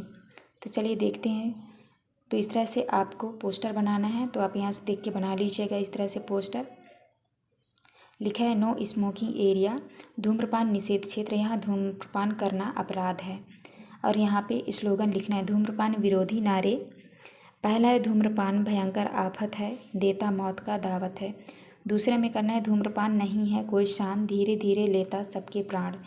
तो आपको इस तरह करना है। ये अध्याय 7 में है जंतुओं और पादप में परिवहन। लिखना है आपको महाधमनी महाशिरा, फुसफुस धमनी फुसफुस शिरा, बायां अलिंद दायां अलिंद, दायां निलय आदि लिखें। तो आपको जो है यहाँ पे इस तरह से आपको लिख लेना है, तो आप यहाँ पे देख के कर लीजिएगा। इसके बाद नेक्स्ट क्वेश्चन आता है आपका सही विकल्प चुनकर लिखिए। तो पहले प्रश्न का सही उत्तर होगा जड़ों से पत्तियों तक पानी और खनिजों का परिवहन। इसके बाद नेक्स्ट क्वेश्चन आता है आपका दूसरा का आपका राइट आंसर होगा ए नंबर लाल रक्त कोशिकाओं के साथ संयुक्त होने से। इसके बाद आता है आपका प्रश्न क्रमांक 3 का आपका सही उत्तर होगा ए नंबर दोनों परिवहन के लिए हीमोग्लोबिन का उपयोग करते हैं। इसके बाद नेक्स्ट आता है आपका चौथा का आपका सही उत्तर हो जाएगा सी नंबर वाष्पोत्सर्जन। इसके बाद पाँचवा का सही उत्तर होगा आपका सी नंबर, विकल्प ए तथा बी दोनों सही हैं। तो आपको इस तरह करना है। इसके बाद नेक्स्ट आता है आपका रिक्त स्थानों वाले प्रश्न। तो पहले में आपको भरना है हीमोग्लोबिन, दूसरे में भरना है आपको परिसंचरण, तीसरे में भरना है आपको स्टेथोस्कोप, और चौथे में भरना है आपको पट्टिटाड़ू, और पाँचवें में भरना है आपको वाष्पोत्सर्जन। तो आप इस तरह भर लीजिएगा। इसके बाद नेक्स्ट क्वेश्चन आता है आपका अति लघुत्तरीय प्रश्न क्रमांक 2 उत्तर में करना है आपको रक्तपाचित भोजन को क्षुद्रांत छोटी आंत से शरीर के अन्य भागों तक ले जाता है। इसके बाद तीसरे का उत्तर में आपको करना है शिराओं में ऐसे वाल्व मौजूद होते हैं जो रक्त को केवल हृदय की ओर ही प्रवाहित होने देते हैं। इसके बाद नेक्स्ट क्वेश्चन आता है आपका चौथे के उत्तर में करना है धमनी में रक्त प्रवाह तेजी व अधिक दाब से होता है, धमनी भित्ति मोटी व लचीली होती है तथा सिरा भी भित्ति पतली व लचीली होती है। तो पाँचवें के उत्तर में करना है आपको मानव से विभिन्न हृदय वाले जंतु, यहाँ पे नहीं लिख लीजिएगा, फिर लिखिएगा केचुआ। दूसरे में है ऑक्टोपस, तीसरा है स्कॉलीडॉन और चौथा है मछली। तो आप इस तरह कर लीजिएगा। इसके बाद नेक्स्ट आता है आपका प्रश्न क्रमांक 6। तो 6 के उत्तर में आपको करना है गर्मी के दिनों में पसीना अधिक निकलने पर कपड़ों पर सफ़ेद धब्बे पसीने में उपस्थित लवड़ों के कारण बन जाते हैं। इसके बाद आता है आपका लघुत्तरीय प्रश्न क्रमांक 7 में है। तो आपको प्रश्न क्रमांक 7 का उत्तर करना है रक्त का लाल रंग रक्त में उपस्थित वर्णक हीमोग्लोबिन के द्वारा होता है। हीमोग्लोबिन की कमी हो जाने पर शरीर की सभी कोशिकाओं को ऑक्सीजन पहुंचाना कठिन हो जाता है। इसके बाद नेक्स्ट क्वेश्चन आता है आपका प्रश्न क्रमांक 8। तो आपको 8 के उत्तर में करना है स्पंज और हाइड्रा जैसे जंतुओं में कोई परिसंचरण तंत्र नहीं पाया जाता है। जिस जल में वे रहते हैं वहाँ उनके शरीर में प्रवेश करके उनके भोजन और ऑक्सीजन की आपूर्ति कर देता है। इसके बाद नेक्स्ट क्वेश्चन आता है आपका प्रश्न क्रमांक 9। तो 9वें के उत्तर में आपको करना है मानव शरीर में अपशिष्ट पदार्थ मल मूत्र पसीना इत्यादि को शरीर से बाहर निकालना उत्सर्जन कहलाता है। यदि यह क्रिया रुक जाए तो मानव की जीवित रहने की संभावना कम हो जाती है। इसके बाद आता है आपका प्रश्न क्रमांक 10। प्रश्न क्रमांक 10 के उत्तर में आपको करना है धमनियाँ शरीर में ऑक्सीजन युक्त रक्त वितरित करती हैं। इसी प्रकार से फ्लोएम पत्तियों से पौधों के अन्य भागों तक भोजन और अन्य पोषक तत्वों को ले जाता है। इसके बाद नेक्स्ट आता है आपका प्रश्न क्रमांक 11। तो 11 में है उपरोक्त दिए गए पौधों में से किस पौधों में वाष्पोत्सर्जन की क्रिया तीव्र गति से होगी और क्यों। तो यहाँ पे देख लीजिए, यहाँ पे चित्र बना है पौधों की। तो यहाँ पे आपको लिखना है वाष्प उत्सर्जन की क्रिया तीव्र गति से होगी क्योंकि कैक्टस पौधे शुष्क और गर्म वातावरण में पाए जाते हैं जहाँ पानी की कमी होती है, इसलिए इनके पत्ते कांटों में परिवर्तित हो जाते हैं जो पानी के नुकसान को कम करते हैं। साथ ही इसकी मोटी मोग जैसी परत होती है। इसके बाद नेक्स्ट आता है आपका दीर्घ उत्तरीय प्रश्न। प्रश्न क्रमांक 12 में मानव उत्सर्जन तंत्र की कार्य प्रणाली को चित्र सहित समझाइए। तो चलिए प्रश्न क्रमांक 12 का उत्तर देखते हैं। यहाँ पे आपको लिखना है मानव उत्सर्जन तंत्र शरीर से अपशिष्ट पदार्थों को बाहर निकालने का कार्य करता है। इसमें मनुष्य अंग, गुर्दे, किडनी होते हैं जो रक्त से विषैले और अनावश्यक पदार्थों को छानते हैं और उन्हें मूत्र के रूप में निकालते हैं। मूत्रवाहिनी मूत्र को गुर्दा से मूत्राशय तक ले जाती है जहाँ यह अस्थायी रूप से संग्रहित होता है। मूत्राशय से मूत्र मार्ग के माध्यम से शरीर से बाहर निकलता है। और आपको जो है इस तरह से आपको चित्र बना लेना है। तो आप चाहे इसको बनाएं चाहे आप इसको बनाएं, जो आपका मन करे आप उसको बना सकते हैं, मानव उत्सर्जन तंत्र का चित्र। इसके बाद नेक्स्ट आता है आपका प्रश्न क्रमांक 13। तो 13 के उत्तर में करना है आपको मानव शरीर में हृदय ऐसा अंग है जो जीवन पर्यंत बिना रोक होकर रक्त को पंप करता है। हृदय 4 कक्षों में बटा होता है, 2 अलिंद एवं 2 निलय, दाहिना निलय फेफड़ों में ऑक्सीजन रहित रक्त भेजता है और बायां निलय पूरे शरीर में ऑक्सीजन युक्त रक्त पंप करता है। साइनस नोड से उत्पन्न विद्युत संकेत हृदय की धड़कन को नियंत्रित करते हैं जिससे हृदय सुचारू रूप से कार्य करता है। तो आपको इस तरह करना है। इसके बाद नेक्स्ट आता है आपका प्रश्न क्रमांक 14। प्रश्न क्रमांक 14 के पहले में लिखा है यदि फ्लोएम अवरुद्ध या क्षतिग्रस्त हो तो पौधे की वृद्धि और विकास पर संभावित परिणामों पर चर्चा करें और लिखें। तो आपको प्रश्न क्रमांक 14 के पहले का उत्तर जो है आपको यहाँ से देख के इस तरह से आपको लिख लेना है आपको। तो आप अच्छे से देख लीजिए, इस तरह से आप कर लीजिएगा। इसके बाद नेक्स्ट आता है आपका 12 नंबर। 12 नंबर में जाइलम क्या है, यह पौधों की वृद्धि तथा विकास में किस प्रकार सहायक है, चर्चा करें एवं लिखें। तो आपको यहाँ पे जाइलम के बारे में आपको इस तरह से कर लेना है, तो आप कर लीजिएगा। इसके बाद नेक्स्ट क्वेश्चन आता है आपका प्रश्न क्रमांक 15। 15 में परिसंचरण तंत्र की व्यवस्था का सचित्र वर्णन कीजिए। तो आपको इस तरह से लिख लेना है। इसके बाद जो है आपको इस तरह से आपको चित्र भी बना लेना है। तो आप इस तरह से चित्र बना लीजिएगा। यहाँ पे लिखा है दायां अलिंद, दायां निलय, बायां अलिंद, बायां निलय। तो आपको इस तरह से आपको चित्र भी बना लेना है। इसके बाद नेक्स्ट आता है आपका प्रोजेक्ट 1। प्रोजेक्ट 1 में है स्टेथोस्कोप के मॉडल का निर्माण कीजिए एवं कक्षा में प्रदर्शित कीजिए। तो आपको स्टेथोस्कोप की इस तरह से आपको चित्र बना लेनी है। इसके बाद आता है आपका प्रोजेक्ट 2। तो प्रोजेक्ट 2 में आपको यहाँ पे लिखना है किस अंग के विशेषज्ञ डॉक्टर के पास तत्काल जाना चाहिए। तो आपको लिखना है फुसफुसी रोगी विशेषज्ञ, पेल्मोनोलॉजिस्ट। इसके बाद दूसरा है कौन सी जांच कराना उचित होगा। तो आपको उत्तर में करना है CBC कंप्लीट एलर्ट काउंट। तीसरा है क्या क्या सावधानियां रखनी चाहिए। तो आपको करना है शीघ्र चिकित्सक को दिखाएं। तीसरा है भुनी चीज़ों का सेवन ना करें। तीसरे में गर्म पानी पीते रहें। तो आपको इस तरह करना है। हमारी वीडियो कंप्लीट होती है। वीडियो अच्छी लगी हो तो प्लीज़ हमारे चैनल को लाइक एंड सब्सक्राइब करिएगा। अध्याय 9 में दिया है गति एवं समय। तो चलिए क्वेश्चन की ओर चलते हैं। तो यहाँ पे देख लीजिए, इस तरह से आप भर लीजिएगा। बूझों को विद्यालय में पहुँचने में लगा समय लिखें 15 मिनट। यहाँ पे लिखना है आपको 100 मीटर, 20 मिनट, 100 मीटर बूझों की। तो आप इस तरह से इसको देख के आपको अपनी बुक में भर लेना है। और यहाँ जो नीचे लिखा है आप इसको देख के आप लिख लीजिएगा। चलते हैं क्वेश्चन की ओर। पहला क्वेश्चन आता है आपका वस्तुनिष्ठ वाले प्रश्न। प्रश्न क्रमांक पहले में दिया है घड़ी की सुई की गति को कहा जाता है।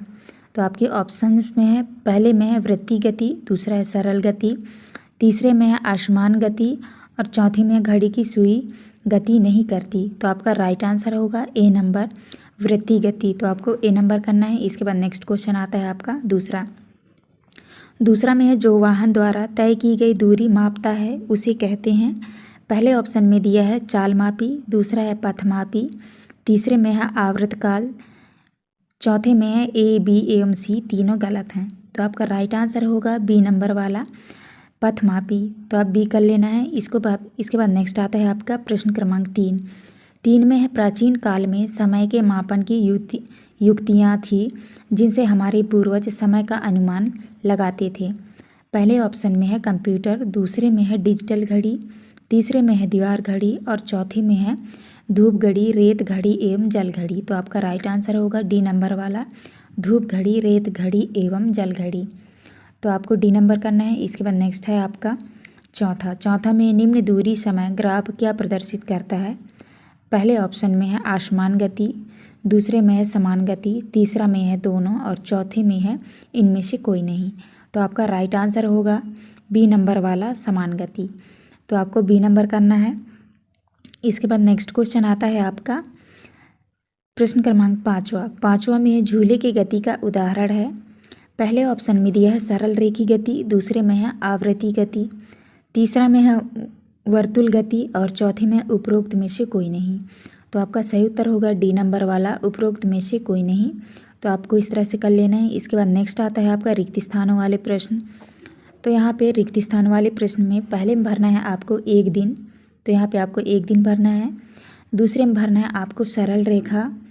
इसके बाद नेक्स्ट आता है आपका तीसरा में भरना है आपको 72 बार और चौथे में भरना है आपको सेकंड और पाँचवें में भरना है आपको एक समान। तो आप इस तरह से खाली स्थान भर लीजिएगा। नेक्स्ट आता है आपका लघुत्तरीय प्रश्न। नेक्स्ट आता है आपका अति लघुत्तरीय प्रश्न। प्रश्न क्रमांक 2 में है अपने आसपास दिखाई देने वाली विभिन्न प्रकार की गतियों के नाम लिखिए। तो आपको उत्तर में करना है गतियों के नाम निम्न हैं।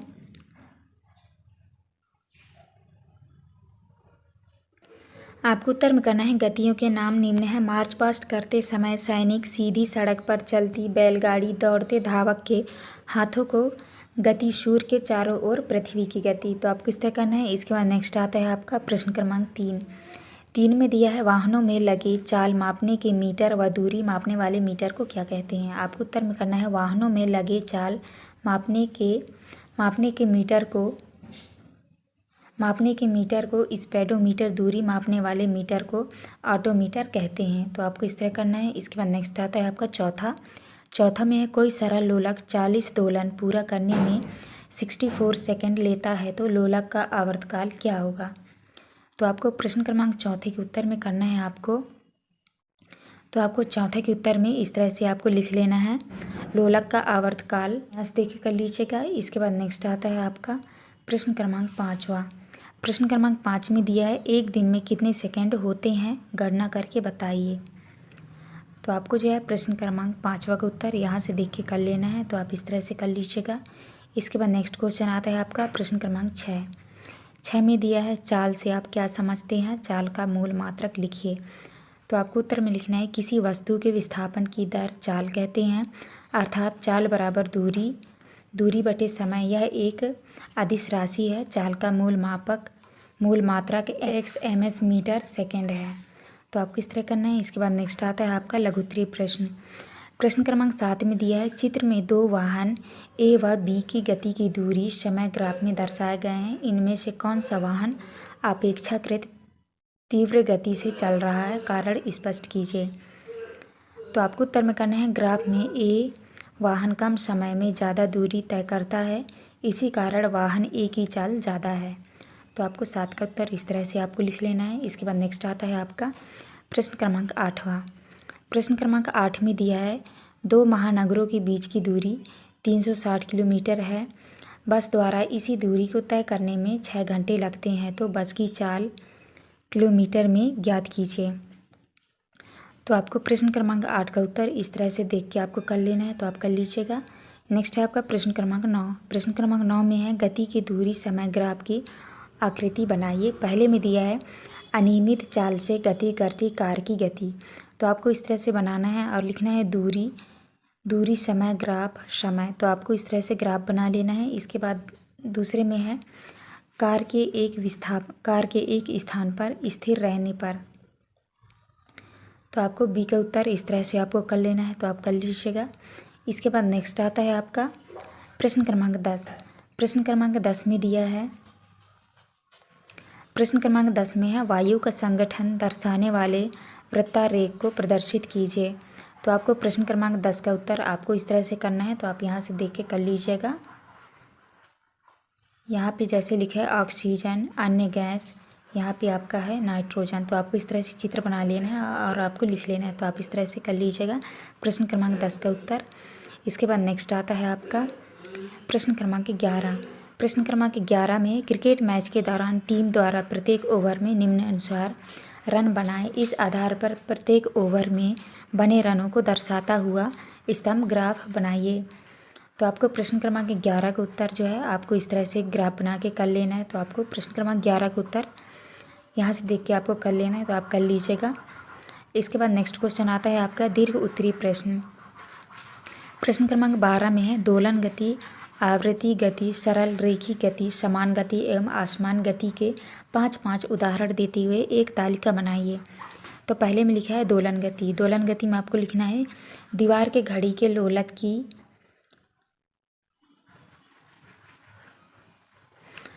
की गति, झूले की गति, नदी में डूबी उतरती नाव की गति। दूसरे में है आपका आवृत्ति गति। आवृत्ति गति में लिखना है सूर्य के चारों ओर पृथ्वी की गति, घड़ी की सुइयाँ। इसके बाद नेक्स्ट आता है आपका तीसरा में है सरल रेखी गति। आपको लिखना है सड़क पर चलती कार, अन्य वाहनों की गति, नदी में डूबती नाव, दौड़ते खिलाड़ी की गति। इसके बाद चौथा में है समान गति। समान गति में लिखना है आपको स्थिर गति से सीधी सड़क पर चलती कार, धरती का घूमना, सीलिंग पंखे के ब्लेड का घूमना। इसके बाद है पाँचवा में है आसमान गति। आसमान गति में लिखना है भीड़ वाली सड़क पर चलती कार। इसके बाद नेक्स्ट क्वेश्चन आता है आपका प्रश्न क्रमांक 13 में निम्नानुसार जंतुओं द्वारा प्राप्त की जा सकने वाली तीव्रतम चाल km/h में दी गई है, इन्हें m सेकेंड में बदलिए। तो जैसे यहाँ पे लिखा है जंतुओं का नाम चाल, तो आपको यहाँ पे सेकेंड में बदल के आपको लिखना है, तो आप इस तरह से लिख लीजिएगा देख के। तो आपको प्रश्न क्रमांक 13 का उत्तर इस तरह से कर लेना है। इसके बाद नेक्स्ट आता है आपका प्रश्न क्रमांक 14 में किसी कार द्वारा चली गई दूरी व इस दूरी को तय करने में लगा समय निम्न आंकड़ों द्वारा दर्शाया गया है। तो आपको जो है प्रश्न क्रमांक 14 का उत्तर यहाँ पे इस तरह से आपको देख लीजिए, आपको इस तरह से समय और दूरी आपको लिख लेना है। यहाँ पे लिखा है उपरोक्त आंकड़ों की सहायता से दूरी समय ग्राफ बनाइए तथा यह भी बताइए कि यह कार की किस प्रकार की चाल को दर्शाता है। तो आपको इस तरह से ग्राफ बना के आपको लिखना है, तो आप इस तरह से कर लीजिएगा। इसके बाद नेक्स्ट क्वेश्चन आता है आपका प्रश्न क्रमांक 15 में दिया है एक कार द्वारा चली गई दूरी एवं समय इस प्रकार है। तो आपको जो है प्रश्न क्रमांक 15 का उत्तर करना है। तो यहाँ पे लिखा है समय दूरी, यहाँ पे है उपरोक्त आंकड़ों की सहायता से दूरी समय ग्राफ बनाइए तथा कार की चाल की गणना कीजिए। तो आपको जो है प्रश्न क्रमांक 15 का उत्तर इस तरह से आपको कर लेना है। तो यहाँ से देख के आप कर लीजिएगा। यहाँ पे लिखा है दूरी, यहाँ पे है आपका समय, तो आप इस तरह से ग्राफ बना लीजिएगा प्रश्न क्रमांक 15 का। इसके बाद नेक्स्ट आता है आपका प्रोजेक्ट 1। प्रोजेक्ट 1 में दिया है समय मापन के लिए उपयोग में आने वाली विभिन्न प्रकार की घड़ियों के चित्र चिपकाकर अथवा स्वयं बनाकर नीचे दिए गए बॉक्स में लगाइए एवं सामने दिए गए बॉक्स में संक्षेप में लिखिए। तो आपको यहाँ पे चित्र बनाना है, तो आप इस तरह से घड़ी के चित्र बना लीजिएगा। विवरण में लिखना है आपको एक घड़ी दीवार पर लगाई जाती है। इसके बाद दूसरा वाला घड़ी है, तो आपको यहाँ पे लिखना है मेज घड़ी। मेज घड़ी में आपको लिखना है मेज पर रखी जाती है। इसमें लिखना है आपको में है अंकक घड़ी, यह अंक दिखाने वाली डिजिटल घड़ी है। तो आपको इस तरह करना है। इसके बाद नेक्स्ट आता है आपका प्रोजेक्ट 2।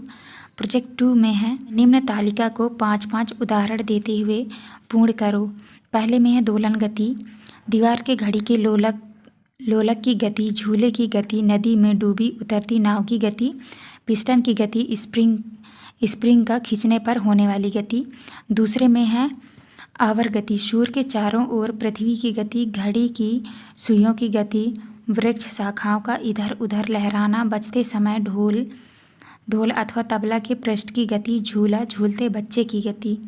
तो आपको इस तरह करना है। इसके बाद आता है आपका तीसरे में है सरल रेखी गति, सरल पर चलती कार, अन्य वाहनों की गति, दौड़ते खिलाड़ी गति, बंदूक से निकली गोली की गति, मार्च पास्ट सैनिकों की गति, कैरम के स्ट्राइकर की गति।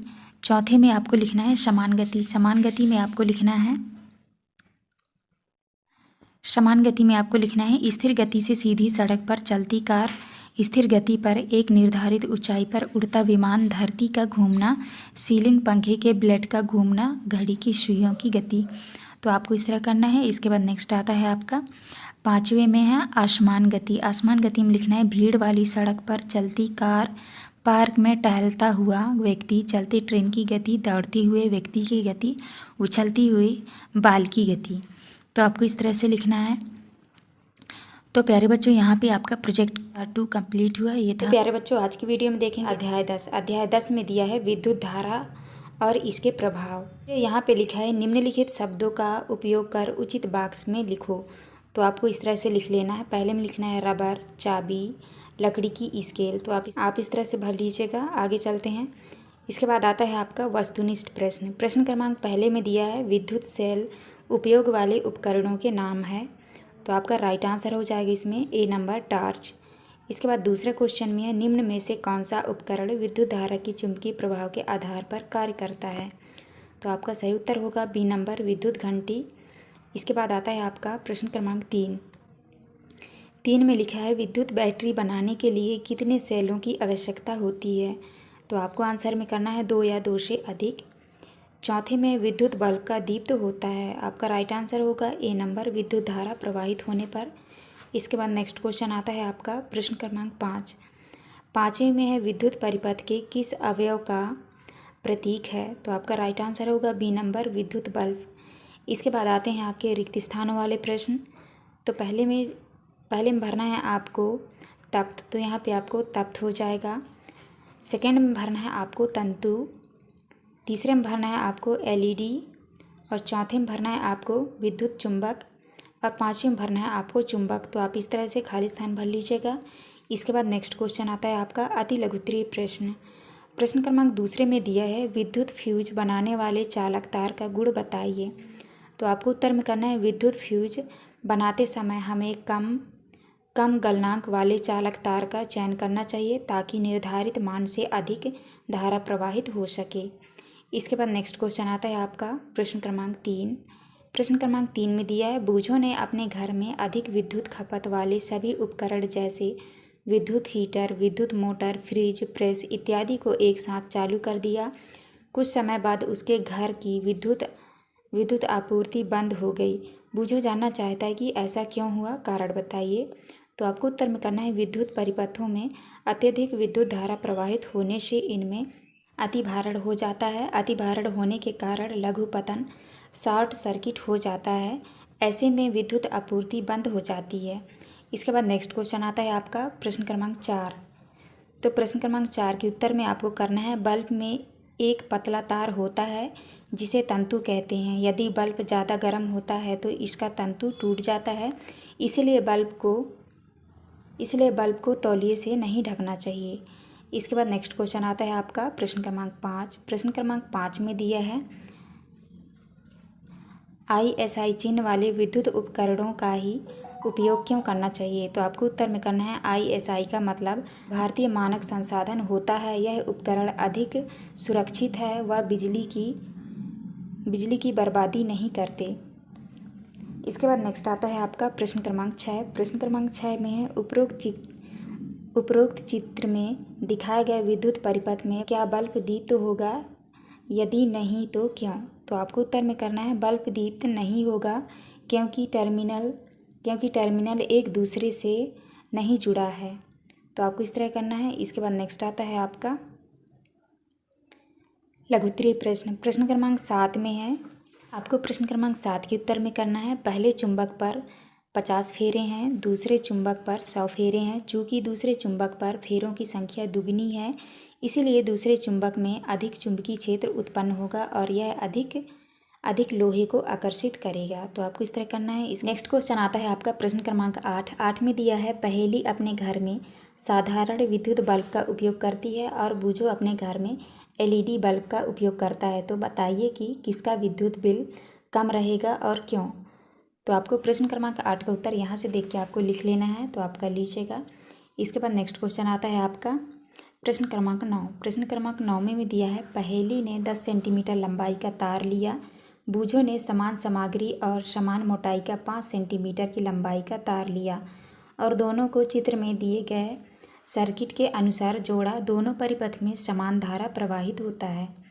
तो आपको उत्तर में करना है। पहला यहाँ पे दिया है आ नंबर में, क्या उपरोक्त दोनों परिपथ में जोड़े गए तार समान रूप से गर्म होंगे, कारण स्पष्ट कीजिए। तो आपको उत्तर में करना है, यदि दोनों परिपथों में समान धारा प्रवाहित हो रही है तो 10 सेंटीमीटर लंबा तार अधिक गर्म होगा क्योंकि उसका प्रतिरोध अधिक है। तो आपको इस तरह करना है। इसके बाद नेक्स्ट क्वेश्चन आता है आपका ब नंबर में है। ब नंबर में है, यदि दोनों तार की लंबाई समान हो लेकिन परिपथ ए के तार की मोटाई परिपथ बी की अपेक्षा अधिक हो तो क्या तार समान रूप से गर्म होंगे, कारण स्पष्ट कीजिए। तो आपको उत्तर में करना है, इस प्रकार यदि दोनों परिपथ में समान धारा प्रवाहित हो रही है तो परिपथ बी का तार जिसकी मोटाई कम अधिक गर्म होगा, जबकि परिपथ ए का तार जिसकी मोटाई अधिक है कम गर्म होगा। इसके बाद नेक्स्ट आता है आपका प्रश्न क्रमांक 10। प्रश्न क्रमांक 10 में है, खुला परिपथ और बंद परिपथ में अंतर लिखिए। तो आपको उत्तर में लिखना है, खुला परिपथ में लिखना है, खुला परिपथ वह परिपथ है जिसमें पथ अधूरा होता है अर्थात धारा का प्रवाह नहीं होता। बंद परिपथ में लिखना है आपको, बंद परिपथ वह परिपथ होता है जिसमें पथ पूर्ण होता है तथा संपूर्ण परिपथ में धारा का प्रवाह होता है। इसके बाद नेक्स्ट आता है आपका प्रश्न क्रमांक 11। प्रश्न क्रमांक 11 में दिया है, विद्युत धारा के तापी प्रभाव से आप क्या समझते हैं, उदाहरण सहित समझाइए। आपको उत्तर में करना है, जब किसी तार में विद्युत धारा प्रवाहित होती है तो वह तप्त हो जाता है, इसे विद्युत धारा का तापी प्रभाव कहते हैं। घरों में हीटर का उपयोग खाना पकाने में किया जाता है। तो आपको इस तरह करना है। इसके बाद नेक्स्ट आता है आपका दीर्घ उत्तरीय प्रश्न। प्रश्न क्रमांक 12 में है, विद्युत धारा का चुंबकीय प्रभाव विद्युत घंटी की कार्यप्रणाली में किस प्रकार सहायता करता है, चित्र सहित समझाइए। तो आपको प्रश्न क्रमांक 12 में इस तरह से आपको चित्र बना लेना है। तो आप यहाँ से देख के बना लीजिएगा। आपको इस तरह से चित्र बना लेना है और आपको यहाँ पे लिखना है विद्युत घंटी का मॉडल और उसका परिपथ। तो आप इस तरह से बना लीजिएगा। आपको नीचे लिखना है, विद्युत घंटी धातु की बनी घंटी होती है जिस पर विद्युत चुंबक की क्रिया द्वारा बार बार एक हथौड़ा प्रहार करता विद्युत घंटी विद्युत धारा के चुंबकीय प्रभाव पर कार्य करती है। इसके बाद नेक्स्ट आता है आपका विद्युत परिपथ में उपयोग होने वाले निम्न अवयवों को उनके प्रतीक द्वारा प्रदर्शित करें। तो देखिए उत्तर में यहाँ पे लिखा है विद्युत अवयव, यहाँ पे आपको बनाना है प्रतीक विद्युत सेल। तो आपको इस तरह से चित्र बनाना है और यहाँ पे विद्युत बल्ब का प्रतीक आपको इस तरह से बनाना है। और तीसरे में है स्विच ऑन स्थिति में, तो आपको इस तरह से बनाना है प्रतीक में। चौथे में स्विच ऑफ स्थिति में, आपको इस तरह से करना है। पाँचवें में है बैटरी, तो आपको इस तरह से बैटरी बनाना है। और छठवें में है संयोजी, तो आपको संयोजी इस तरह से बना लेना है। तो आप यहाँ से देख के कर लीजिएगा। इसके बाद नेक्स्ट आता है आपका 12 नंबर में है। 12 नंबर में उपर्युक्त अवयवों का उपयोग करते हुए परिपथ आरेख बनाइए। पहले में दिया है जब स्विच ऑन में हो, फिर दूसरे में है जब स्विच ऑफ स्थिति में हो, किस परिस्थिति में बल्ब दीप्त होगा, कारण भी लिखिए। तो आपको उत्तर में करना है स्विच ऑन स्थिति में, जब स्विच को ऑन स्थिति में लाते हैं तो बल्ब दीप्त होता है। इसके बाद आता है आपका दूसरे में करना है स्विच ऑफ स्थिति में, जब स्विच ऑफ स्थिति में लाते हैं तो बल्ब दीप्त नहीं होता। तो आपको इस तरह करना है। इसके बाद नेक्स्ट आता है आपका नेक्स्ट क्वेश्चन प्रश्न क्रमांक 14। प्रश्न क्रमांक 14 में आ नंबर में विद्युत के उपयोग के समय होने वाली क्षति से बचने के लिए हमें क्या क्या उपाय अपनाने चाहिए। तो आपको उत्तर में करना है विद्युत के उपयोग के समान निम्न उपाय करने चाहिए। पहले में है विद्युत का कार्य करते समय पानी से बचें। दूसरे में है गीले हाथों से किसी भी बिजली के उपकरण को स्पर्श न करें। तीसरे में है अति भारण या लघु पतन से बचना चाहिए। चौथे में है तांबे के सुरक्षित तारों वाले वायर का प्रयोग करें। तो आपको इस तरह करना है। इसके बाद 12 नंबर में है, 12 नंबर में क्वेश्चन दिया है MCB क्या है, इसका उपयोग बताइए। तो आपको उत्तर में करना है जब किसी परिपथ में विद्युत धारा सुरक्षा सीमा से अधिक हो जाती है तो ऐसे स्विच ही ऑफ हो जाते हैं। इसके बाद नेक्स्ट आता है आपका प्रोजेक्ट 1। प्रोजेक्ट 1 में पहला क्वेश्चन है, आप अपने दैनिक जीवन में कौन कौन से विद्युत उपकरणों का उपयोग करते हैं। निम्न तालिका में विद्युत उपकरणों के नाम लिखिए। तो आपको यहाँ पे विद्युत उपकरणों के नाम लिखना है। देखिए पहले में लिखा है पंखा, फ्रिज, इस्त्री, विद्युत बल्ब, ट्यूबलाइट, CFL तथा LED, इंडक्शन, माइक्रोवेव। तो आपको इस तरह करना है। इसके बाद आता है आपका 2 नंबर। 2 नंबर में है, अपने घरों में बिजली की बचत के लिए आप क्या क्या उपयोग करोगे। तो आपको उत्तर में करना है, अपने घरों में बिजली की बचत के लिए हम बिजली का दुरुपयोग न करके तथा कम खपत वाले विद्युत उपकरण जैसे LED तथा अन्य का उपयोग कर सकते हैं। इसके बाद आता है आपका प्रोजेक्ट 2। प्रोजेक्ट 2 में है, अपने घर के पास की किसी विद्युत उपकरणों की दुकान पर जाइए और निम्न बिजली से संबंधित सामग्री का उपयोग कार्य प्रणाली लिखकर समझाओगे। तो आपको उत्तर में करना है, कार्य प्रणाली में पहले में है MCB। तो आपको MCB में लिखना है। पहला है MCB का पूरा नाम लघु परिपथ विच्छेदक है। दूसरे में है यह फ्यूज के स्थान पर काम आने लगा है।